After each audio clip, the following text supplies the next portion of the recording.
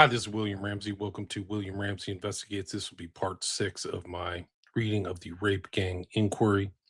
So there are five other parts. You can check those out on my podcast, Patreon, some of the other sites where I'm streaming to now.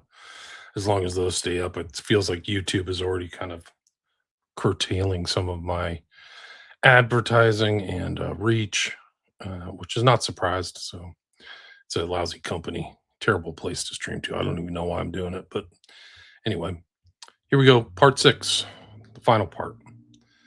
Failure to invoke existing sentencing powers. The Crime and Disorder Act 1998 and Sentencing Council guidelines explicitly permit and, in cases of demonstrated hostility, require an uplift in the imposed sentence where an offense is aggravated by racial or religious hostility. Evidence in grooming gang trials has repeatedly shown precisely this.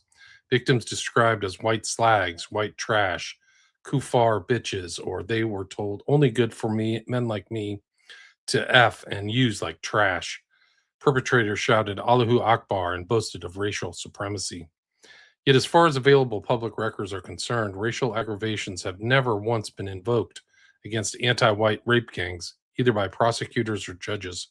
This is in stark contrast to what tends to happen whenever white criminals are held to account for interracial crimes.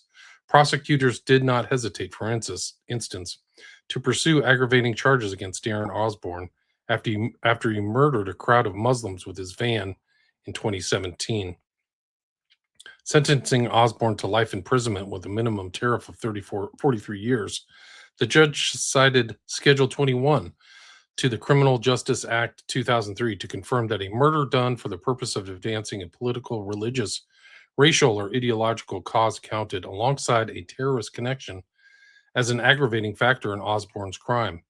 Sentences in rape gang cases, meanwhile, have remained at the lower end of the scale, often 4 to 12 years, for men convicted of raping dozens of children over years, rather than the life sentences or the 20-year tariffs the offending merited. Shadow Minister for Justice Kieran Mullen drew attention at our hearings to the fact that many of those involved in rape gangs serve as little to a third or to half of their sentence. Worse still, foreign national perpetrators, many from Pakistan and other Muslim majority countries, were rarely deported after sentencing despite clear powers under the UK Borders Act 2007. Instead, they were housed, fed, and upon release, allowed to reoffend or return to their communities. In the Quilliam Foundation's analysis of 264 convictions from 2005 to 2017, the overwhelming majority of perpetrators received terms that bore no relation to the lifetime harm inflicted. Even in high-profile cases such as Rotherham and Rochdale, ringleaders received effective tariffs that allowed release after serving less than half their sentence. This leniency persisted despite the organized, predatory, and repeated nature of the crimes. Cultural defenses and judicial relativism. British courts repeatedly allowed cultural background to function as a de facto mitigating factor. In one Bristol case documented in the Quilliam report, a defendant argued that forcing a girl to have sex with his friends was simply Somali culture and tradition. In Rotherham, another claimed Western girls' clothing invited and provoked abuse. These arguments were entertained rather than dismissed outright. Judges and defense counsel cited cultural sensitivity to avoid empowering the far right or damaging community cohesion, the very phrase used in the Casey Review to explain why cases were shelved pre-2012. The result is that men who viewed white British girls as subhuman property received discounts unavailable to any other category of offender. This is not justice under the law of the land. It is the importation of foreign honor-shame norms into the British courtroom with the explicit acquiescence of senior police officers, prosecutors, and judges. Party politics. As Ayaan Hirsi Ali told this inquiry, center-left parties viewed Muslim voting blocs as a protected base, and aggressive prosecution or deportation risked losing those votes. Chronic electoral dependence on such blocs thus paralyzed far too many levels of government. Political actors across the board, national, local, and evolved, knew about the organized rape gangs for decades, yet put electoral survival, so-called community relations, and fear of racism accusations before child protection. Labor Party figures proved especially guilty of making electoral calculations where they should have been looking out for the nation's children. Combined with demographic shifts in swing seats, this got in the way of concerted inaction. Scotland refused to hold its own inquiry before finally caving in on February 2026. It continues to fail to record offender ethnicity or create specific child sexual exploitation markers. Early warnings from the 1980s onwards went ignored because addressing the offending risked political cost. Politics placed retention of power above the safety of children, allowing the gangs to operate with impunity for decades. Politicians received direct briefings, sat in multi-agency meetings, read internal intelligence and still denied knowledge, blocked inquiries, and silenced critics in order to cleave to Muslim voting blocs. This was not ignorance of the crimes, but calculated, repeated nationwide abandonment of children. The Labour Party. The Labour Party bears primary responsibility for the longest and most deliberate cover-up. As the former Conservative councillor Liam Billington emphasized to our inquiry, Labour-dominated local councillors and MPs repeatedly prioritized electoral dependence on Pakistani Muslim communities above the safety of children. Jess Phillips MP and Naz Shah MP maintained public silence on the ethnic and religious patterns of the gangs, while their constituencies suffered. Evidence shows Labour politicians prioritized avoiding far-right empowerment narratives and ensuring so-called community relations over protecting victims. In Oldham, Labour councillors and leadership received one of our whistleblower social workers' disclosures on trafficking inside council-run and semi-independent units, yet retaliated against the whistleblower and took no remedial action. The same pattern occurred in Rotherham, Rochdale, Telford, Burnley, and Peterborough. Labour councils surrendered streets, ignored parental reports, and allowed perpetrators to operate, among other reasons, because Muslim voting blocs were electorally vital. Former detective constable and Rochdale rape gang whistleblower Maggie Oliver has criticized the mayor of Greater Manchester, Andy Burnham, with whom Oliver herself has worked, for failing to piece together a full picture of information necessary to combat the rape gangs that still operate in his area. Despite ordering some preliminary independent reviews into CSE across Manchester, Burnham stands accused of focusing exclusively on the failures of the past. Oliver is on record further suggesting that two trustworthy reviewers resigned from the final phase of Burnham's inquiry, dealing with the years 2019 to 2025, because they were blocked by Greater Manchester Police from accessing vital documents and speaking to some survivors. As Oliver puts it, what I had come to see and believe is that whilst the PR machine was wheeled out very well about what was already in the public arena, when it comes to leadership and courage and gripping what is going on now, unfortunately, he, Burnham, turned away. We missed a huge opportunity to bring changes that are needed. Even reviews that did produce valuable findings have seldom been followed by decisive action. Commissioned in 2017, Burnham's limited independent review concluded that authorities had failed to protect children from pedophile gangs in Manchester, Oldham, and Rochdale. However, no officers were fired or stripped of their pensions for the historic failings exposed, nor has Burnham exercised his powers as police and crime commissioner, a position he automatically holds as an extension of his mayoralty, to prosecute any of the officers found to have failed the victims of predatory gangs. Labour politicians did not merely fail to act, but actively denied that the problem existed, smeared those raising alarms, and blocked local inquiries that would have revealed the full scale. They sacrificed thousands of white working-class girls to its electoral alliance with Pakistani Muslim communities and to the general reputation of multiculturalism among the public. Such institutional paralysis was not accidental, but political, for even when a few Labour politicians such as Sarah Champion did speak up, they were dismissed. In Rotherham, Rochdale, Oxford, Telford, and dozens of other towns, Labour-controlled councils and police forces repeatedly shelved investigations, threatened whistleblowers with racism accusations, and instructed officers not to record the ethnicity of the perpetrators.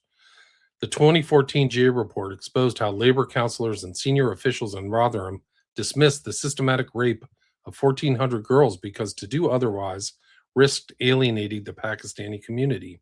This pattern was repeated nationwide. This betrayal continued into government, In January 2025, Labor MPs voted en masse against a conservative amendment calling for a national statutory inquiry into grooming gangs. The amendment was defeated by 364 votes to 111. Sir Keir Starmer and his front bench abstained or opposed the measure, dismissing public concern as far right agitation. It took sustained external pressure, including the damning Casey national audit, this independent, this independent inquiry, and public outrage, to force a U turn in June 2025. Even then, the government watered down local inquiries with reports that plans for 5 separate reviews were quietly dropped to avoid offending Pakistanis. Jess Phillips, appointing safeguarding minister, had much to do with this show of contempt by the Labour Party. Survivors resigned from her victim panel in disgust, condemning the process as a sham. Phillips apologized for delays, but retained the full backing of Sir Keir Starmer. Under her watch, ethnicity recording remains patchy, and the anti-white aspect of these horrendous crimes continues to be downplayed. This is the same Labour Party that has consistently weaponized accusations of Islamophobia to silence anyone who stated the obvious, that the gangs were and remain overwhelmingly Pakistani Muslim men. As a result, the nation has suffered decades of state-enabled child rape on an industrial scale. National inquiry. The Labour government's so-called independent inquiry into grooming gangs, announced in December 2025 and chaired by Baroness Anne Longfield, is a masterclass in institutional evasion. Its draft terms of reference, finalized in March 2026, deliberately confine the scope to group-based child sexual exploitation and abuse in a handful of relevant local areas.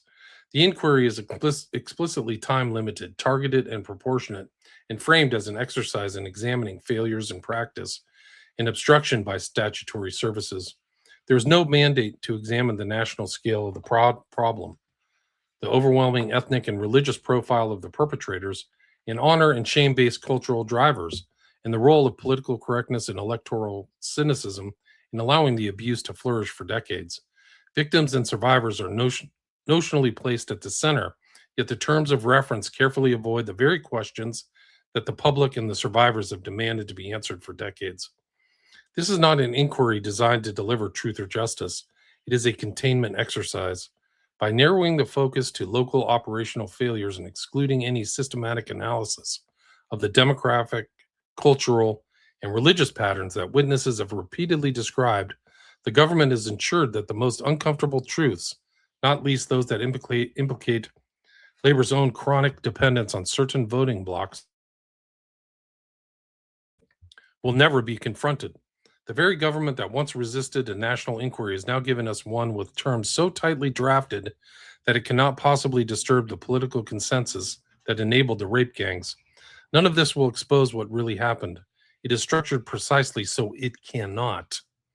While the core grooming gangs were overwhelmingly Pakistani Muslim networks operating with political protection, the Labour Party's complicity went far beyond mere negligence. In multiple documented cases, both sitting and former Labour councillors and figures were themselves perpetrators of child sexual abuse. Wow. Either that or they directly shielded abusers within the grooming gang ecosystem. This was not a coincidence. It was the inevitable consequence of a party that treated Pakistani Muslim communities as precious vote banks, even while its own members were raping children and tipping off predators. Direct perpetrators within Labour ranks.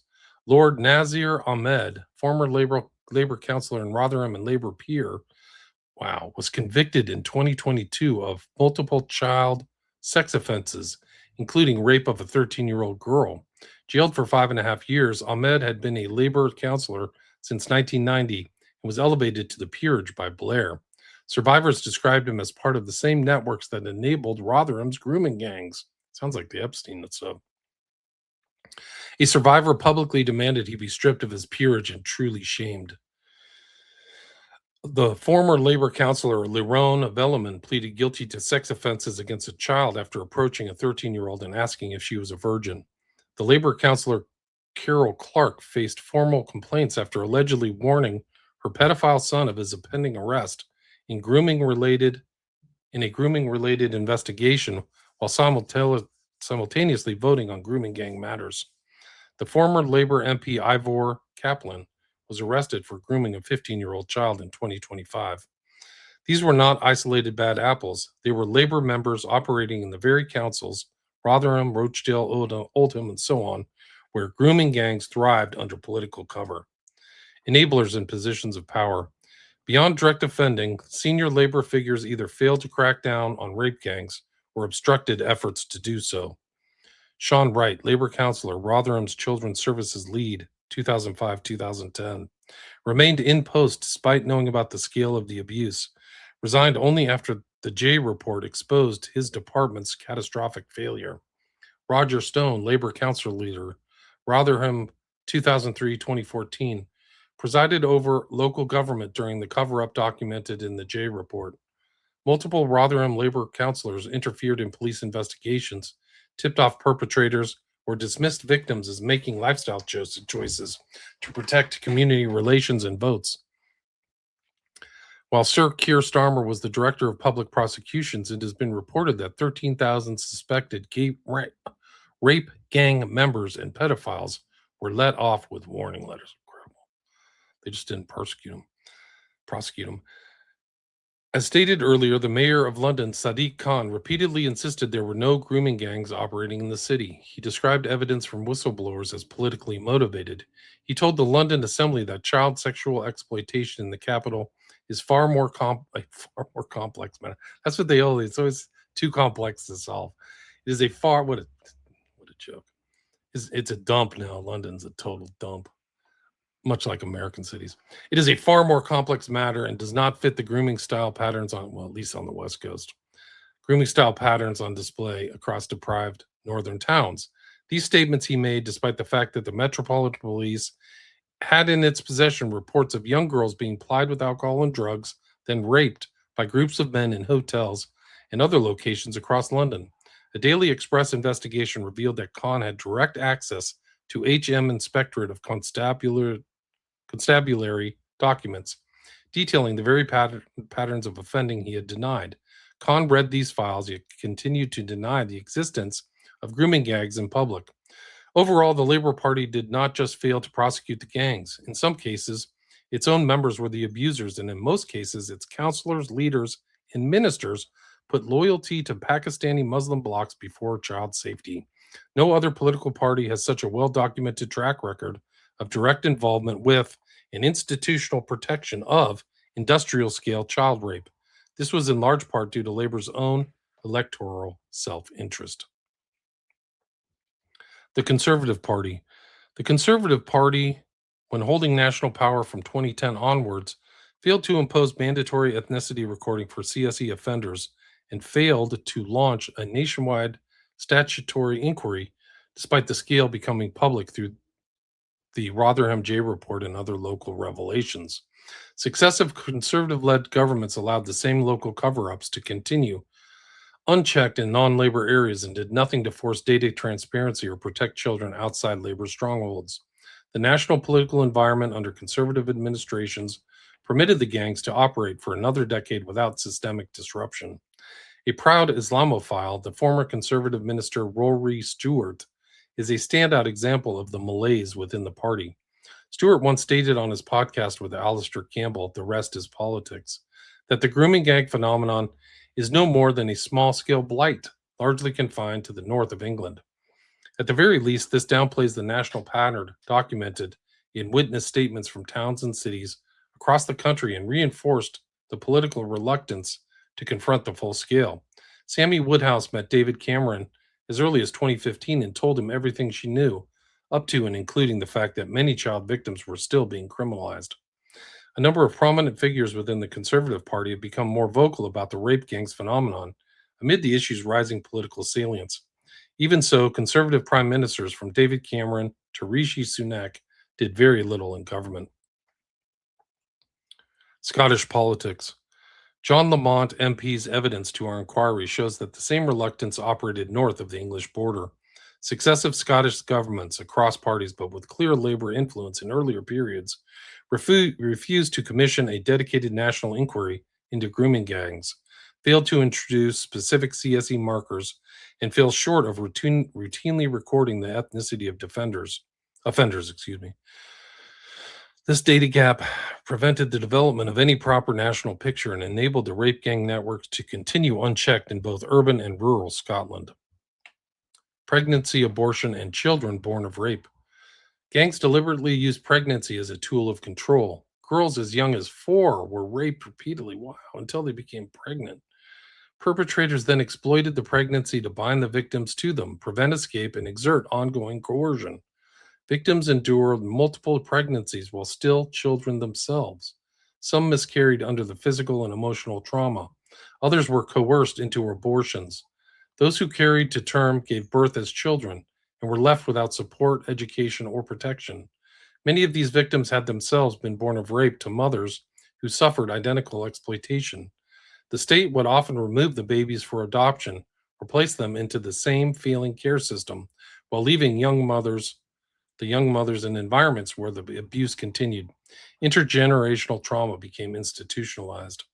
Abortions were sometimes arranged by the perpetrators or their associates, often in backstreet conditions that caused lasting physical damage. Medical services recorded the pregnancies and injuries, but discharged the girls back to the abusers without safeguarding or long-term support. Social services and the NHS treated the pregnancies as isolated medical events rather than evidence of organized child rape. The state severed the maternal bond while failing to break the cycle of abuse. Other babies remained with mothers who were themselves still children, producing immediate harm, typically involving a disrupted education, substance addiction, mental collapse, and repeated contact with the criminal justice system. Victims who had been born of rape to earlier victims described the same patterns repeating across generations. Incredible. So it's just intergenerational criminality. It's crazy.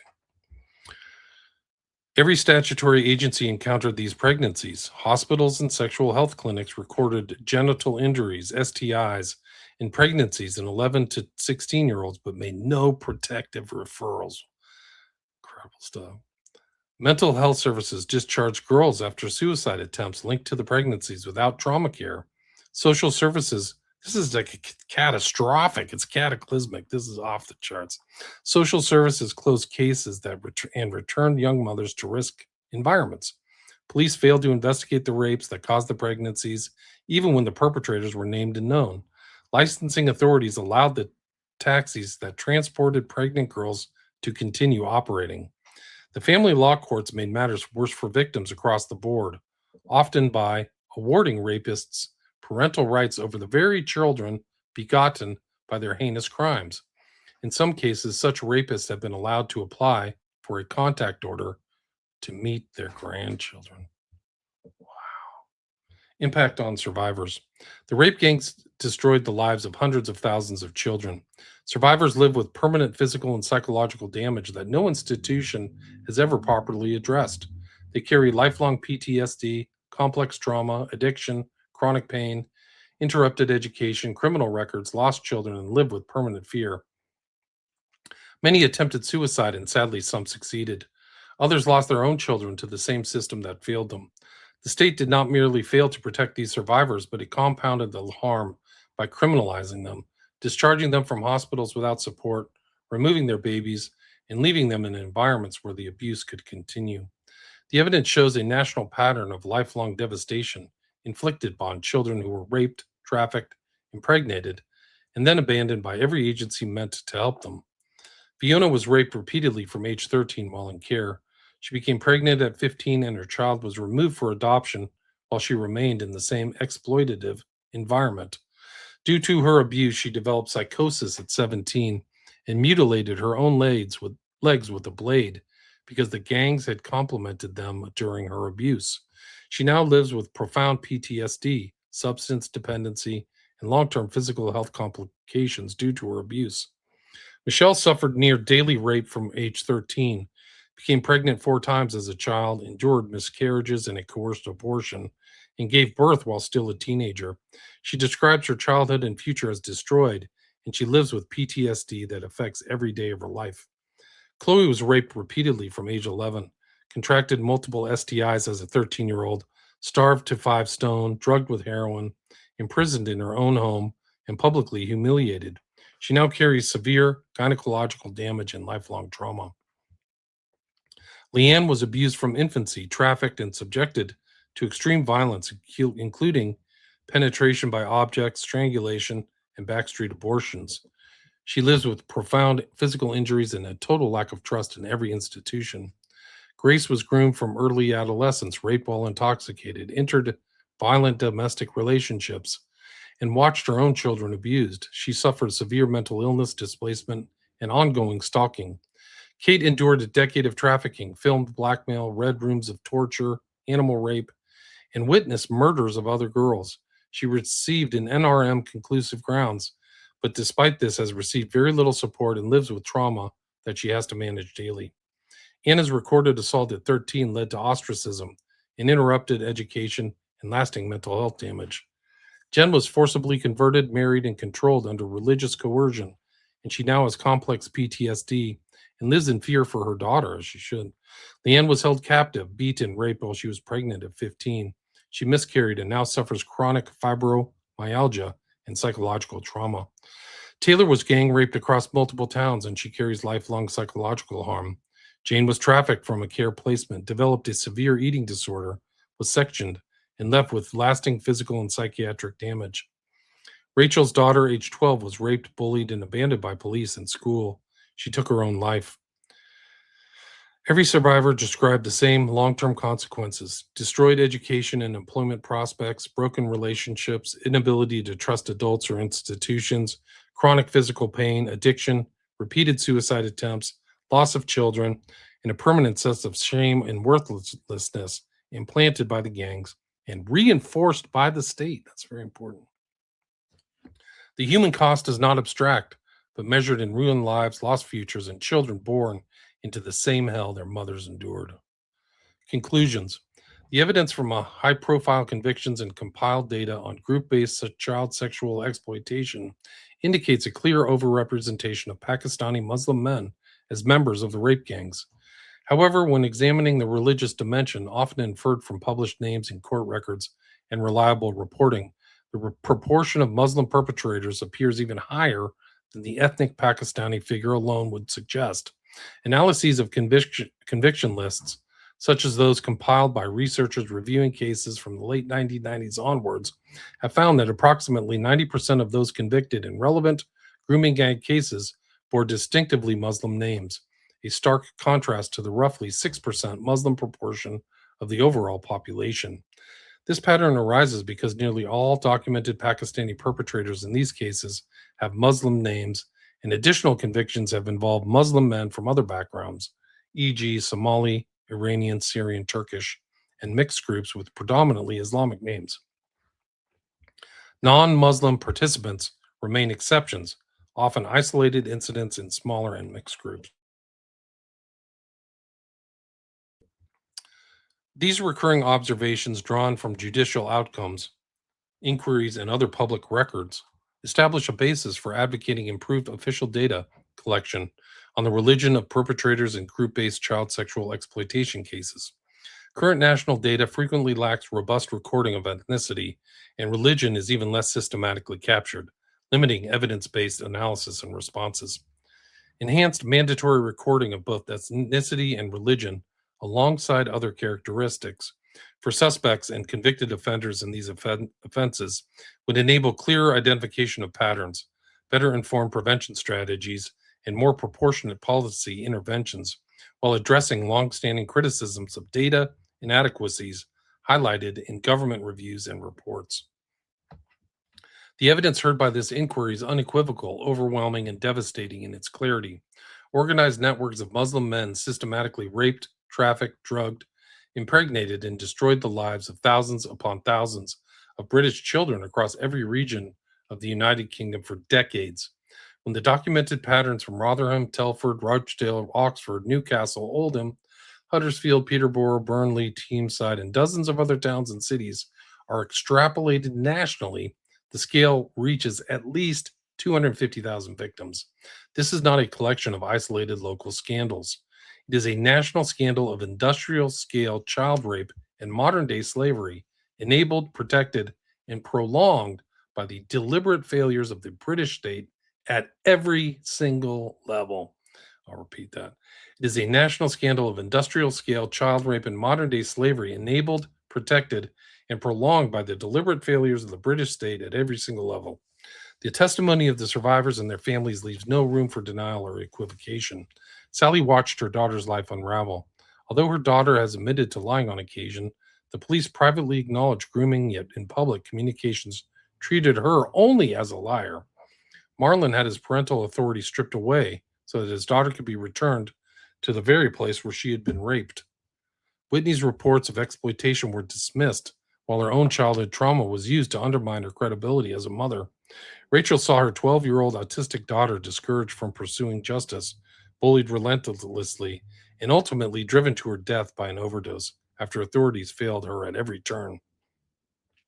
Fiona, Michelle, Chloe, Marie, Grace, Kate, Anna, Jen, Leanne, Taylor, Jane, Lily, and so many others described the same relentless pattern: repeated rape, gang rape, blackmail with filmed abuse, pregnancies used as a weapon of control, miscarriages, coerced abortions, and the birth of children who entered the world already condemned to the same cycle. These were not all vulnerable children in the narrow sense authorities preferred to believe. Some came from stable homes, middle class families, and loving parents. The perpetrators targeted them precisely because they were unguarded by the collective male protection that some minority communities could mobilize. The gangs operated under an honor and shame based clan code that treated non Muslims, especially white working girls, as property available for sexual use. They transported victims between towns, shared them among brothers and friends, forced conversions to Islam, followed by unregistered religious marriages, and justified the abuse by describing the girls as easy meat, white trash, or morally inferior. The same networks targeted Sikh girls until Sikh communities responded with collective male protection. White girls received no such defense. Every institution that existed to protect children instead of enabled the gangs. Police forces across England and Scotland discouraged reporting, criminalized victims, destroyed evidence, allowed known rapists to walk free on bail, and in some cases actively participated in or shielded the networks. Social care removed parental authority, placed children in trafficking hubs inside children's homes and semi-independent units, closed cases despite clear evidence of exploitation, destroyed records, and retaliated against whistleblowers. The NHS recorded genital injuries, multiple STIs in 13-year-olds, pregnancies caused by rape and suicide attempts, yet discharged the children back to their abusers the same night with no safeguarding or trauma care. Schools watched older men collect girls at the gates, heard disclosures of rape in toilets, and excluded the victims rather than protecting them. Taxi licensing authorities renewed permits for the very drivers who formed the logistical backbone of the trafficking networks and collapsed in the face of organized protests when basic safety measures were proposed.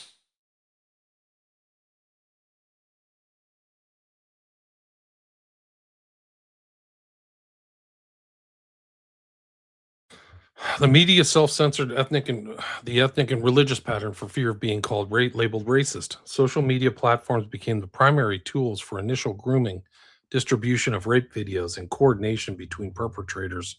Politics, especially the Labor Party, bears the heaviest responsibility.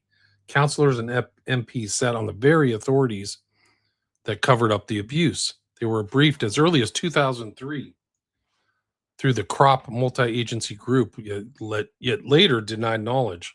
When finally forced to act, the Labor government produced a national inquiry whose terms of reference are so tightly drawn, limited to group-based child sexual exploitation in a handful of relevant local areas, time limited, and deliberately excluding any systematic examination of the demographic, cultural, and religious drivers that it cannot possibly confront. The truths that this inquiry has heard. Labor did not merely fail to protect children, it actively obstructed justice, suppressed ethnicity data, voted against a proper national inquiry, and sacrificed tens of thousands of white working class girls on the altar of multiculturalism and electoral arithmetic. The Conservative Party, while in national government from 2010 onwards, also failed. It did not impose mandatory ethnicity recording, nor did it launch a nationwide statutory inquiry despite the Rotherham J report and other revelations. Rory Stewart, a former Conservative minister, publicly described the issue as a small problem confined to the north of England. He downplayed the national reality and thus showed the attitude of, at the very least, a section of the party. Scottish politics mirrored the same reluctance, refusing a dedicated inquiry and failing to record offender ethnicity. The human cost is incalculable and permanent. Survivors carry lifelong PTSD, complex trauma, addiction, chronic physical pain, interrupted education, criminal records, lost children, and unrelenting fear. Many have attempted suicide repeatedly, and some succeeded. Others lost their own children to the same feeling system that failed them. The gangs used pregnancy as a deliberate weapon of control, and the state compounded the harm by removing babies for adoption or placing them in care while abandoning the young mothers in environments where the abuse continued. Intergenerational trauma has been institutionalized. The state recorded the injuries, the STIs, the pregnancies, and the disclosures, yet chose votes, so called community relations, and fear of racism accusations over the protection of British children. Whistleblowers who tried to expose the truth, such as a social worker, Caven Vines, Tommy Robinson, and countless protective parents, were suspended, bankrupted, subjected to dawn raids, asset freezing, and gagging orders. The rule of law failed, and racial and religious aggravation was almost never applied to the few that were convicted. Foreign national offenders were rarely deported, and sentences bore no relation to the lifetime of destruction inflicted. The inquiry has heard the testimony. It has seen the documents. It has recorded the names of officers, social workers, counselors, ministers, and institutions that failed. The evidence is now overwhelming and irrefutable. The rape gangs did not operate in the shadows, but with the active or passive consent of the British state. The betrayal was total.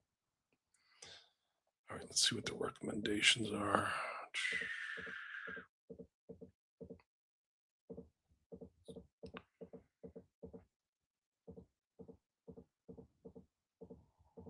I think there's quite a bit more to go. Yeah, it's a brutal slog. Brutal amount of violence.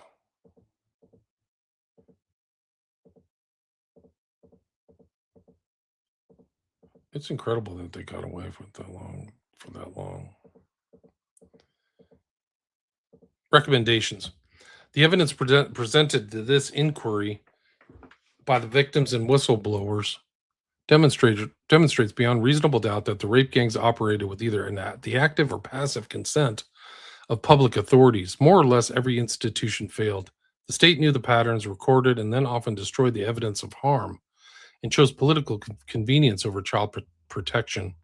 Any government that aspires to restore justice, eliminate the gangs, and protect the next generation must implement the following recommendations. Only then can the British state begin to make up for its profound betrayal of hundreds of thousands of British children. Criminal justice response. Victims must be placed at the center of the criminal justice process. They must have the right to be informed of all decisions, to attend sentencing hearings, and to submit victim personal statements that carry statutory weight.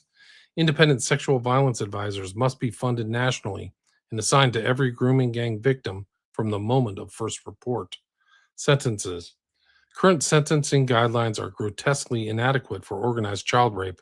The Sentencing Council must be required by statute to revise its guidelines so that group-based child sexual exploitation carries a starting point of life imprisonment with a minimum tariff of 50 years for ringleaders and 25 years for participants.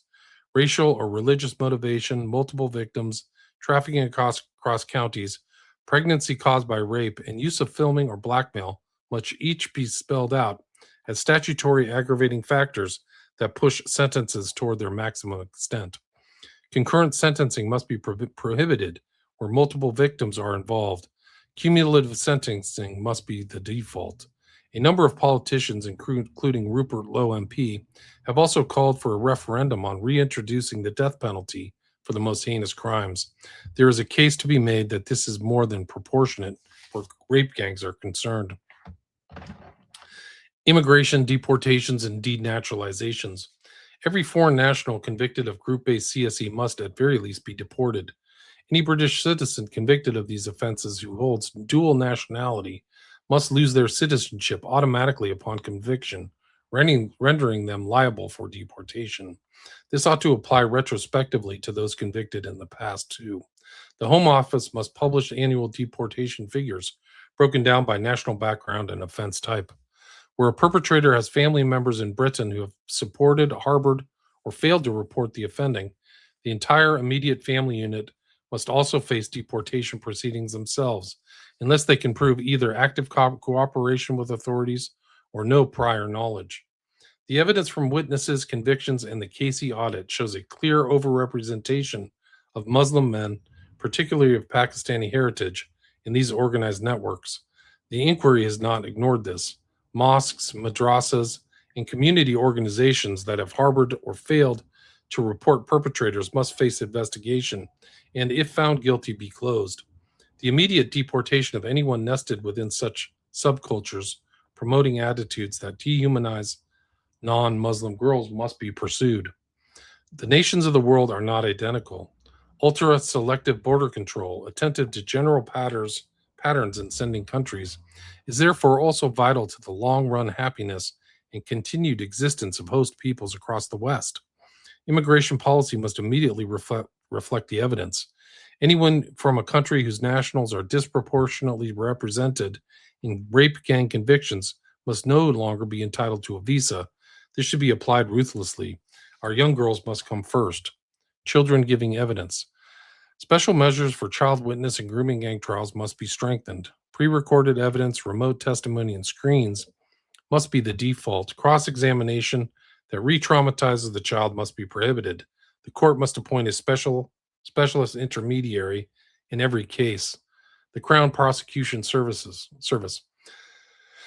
The CPS must create a dedicated national unit for group-based child sexual exploitation with specialist prosecutors trained in trauma-informed practice.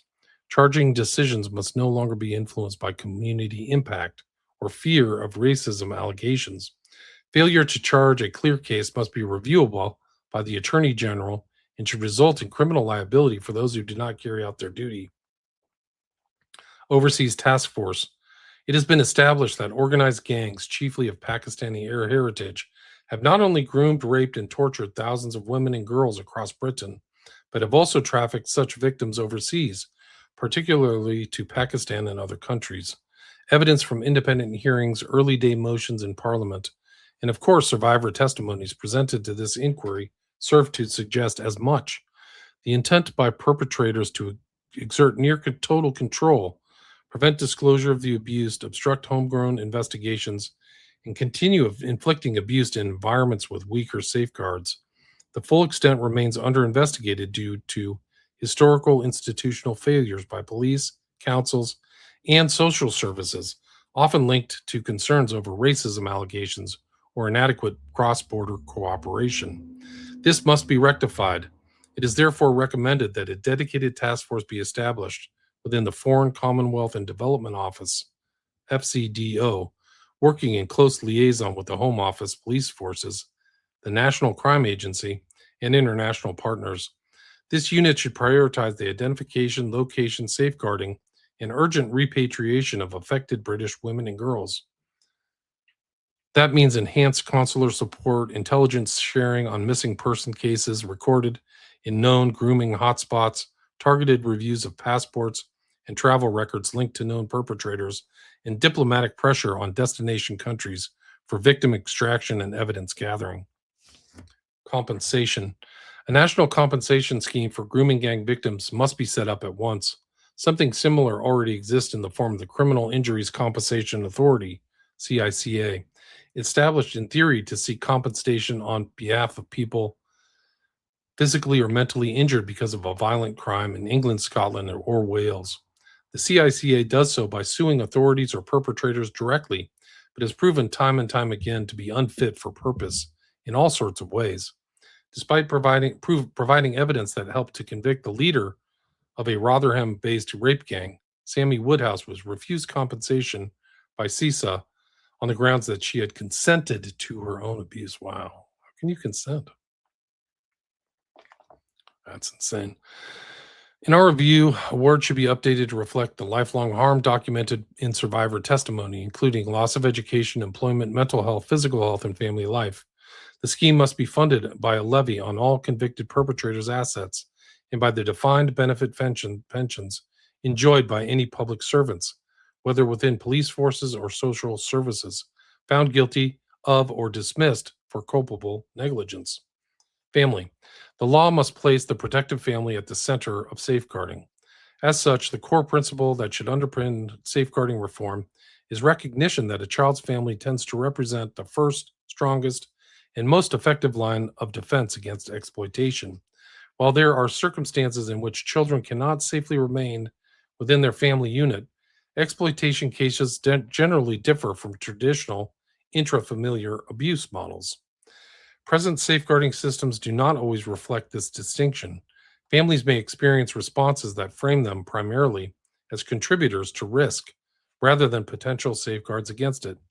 This can result in reduced trust between families and professionals, parental disengagement from safeguarding processes, delayed information sharing, increased isolation of the child from the protective relationships, and perpetrators exploiting divisions between children, families, and agencies. Official research increasingly reinforces relational approaches to CSE, recognizing that protective networks, including parents, siblings, extended family, schools, peers, and community relationships, are central to reducing vulnerability and disrupting exploitation. Once removed from family and community networks, children as a general matter become more vulnerable to grooming, missing episodes, trafficking, and other forms of harm. A family first approach is therefore essential. We recommend the construction of a safeguarding framework in which families are recognized as primary protective factors wherever safe family support is prioritized. Contextual safeguarding approaches are strengthened, and residential care is used proportionally and as a last resort than as a default response to exploitation risk. This proceeds from the understanding, bolstered by our inquiry, that where rape gangs are concerned, parents and carers are more often protective than causative agents. Needless to say, this family first approach should never prevent decisive intervention in cases where home environments are deemed unsafe. The point is that safeguarding authorities must first establish the unfitness of some family environment before residential placement becomes the response. Parents ought to have statutory right to be informed of all risks to their child, to receive copies of all assessments and plans, and to challenge any decision that undermines or removes their parental responsibility.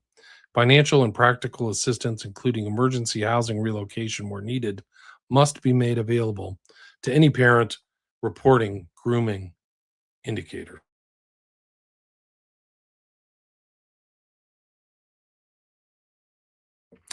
The state should not interfere with a family's ability to protect itself from harm. Legislative response.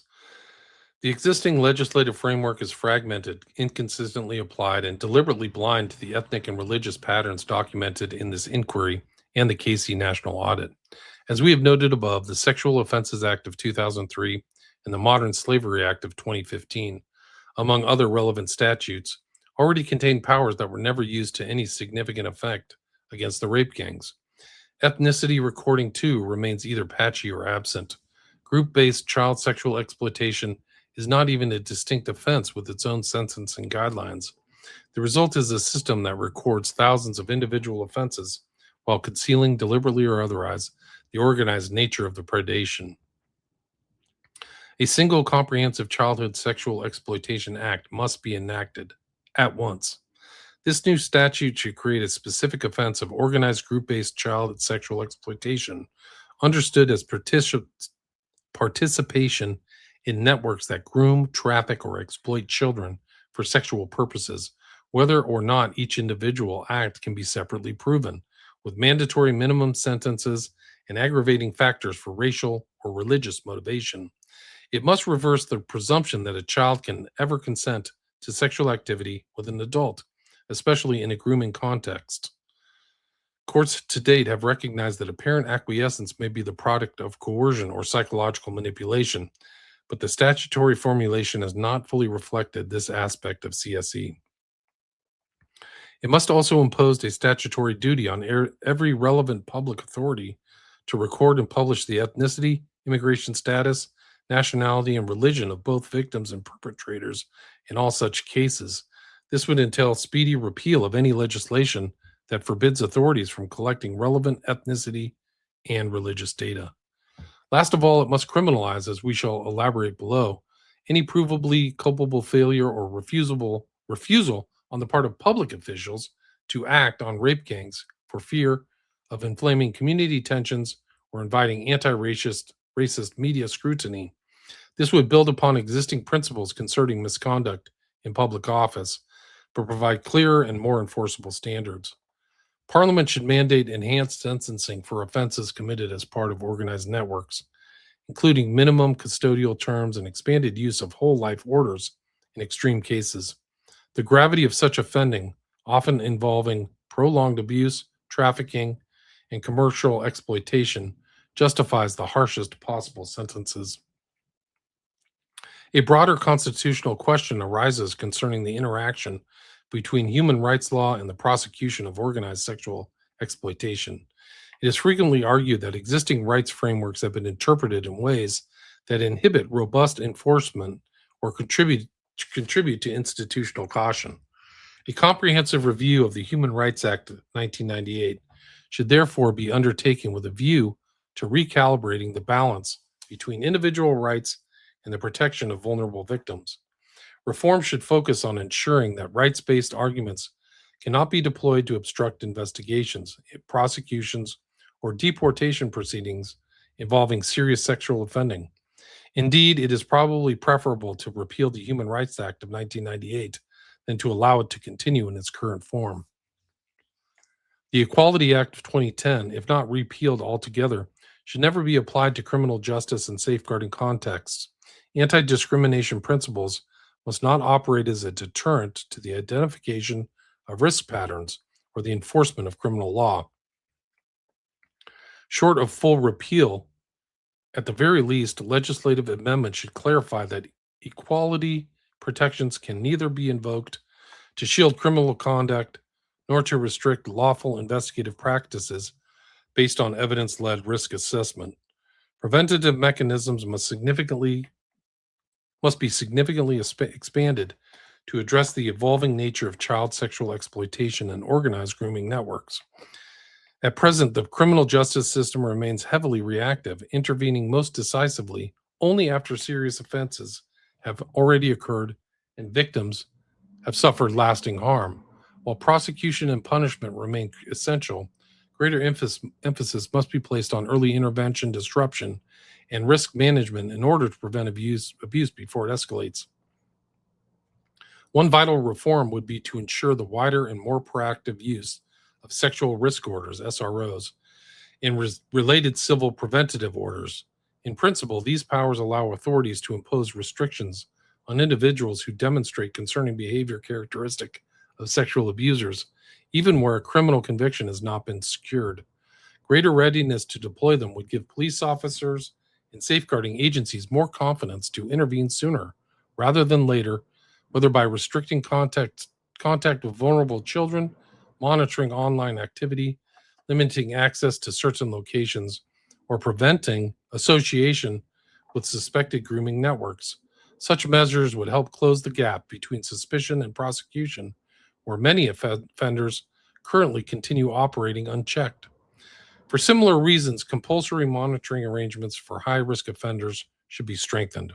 Individuals with histories of sexual violence, exploitation, trafficking, or organized abuse should be subject to more rigorous supervision through electronic monitoring, regular risk assessments, mandatory disclosure requirements, and closer multi-agency oversight. Given the increasingly digital nature of grooming, monitoring should also include online behavior and communications where legally proportionate. Enhanced supervision would not only reduce opportunities for reoffending, but also improve intelligence gathering on wider criminal networks. Mandatory reporting duties for institutions represent another crucial preventative safeguard. Schools, social services, healthcare providers, care homes, charities, and other organizations working with children should be placed under a clear legal obligation to report suspected abuse, exploitation, or grooming activity to the appropriate authorities. Too often, institutional failures, fear of reputational damage, or uncertainty about procedures have allowed warning signs to be ignored. A statutory duty would create greater accountability, encourage earlier referrals, and strengthen interagency cooperation. Failure to report serious concerns, particularly by professionals in positions of trust, should carry meaningful disciplinary and potentially criminal consequences.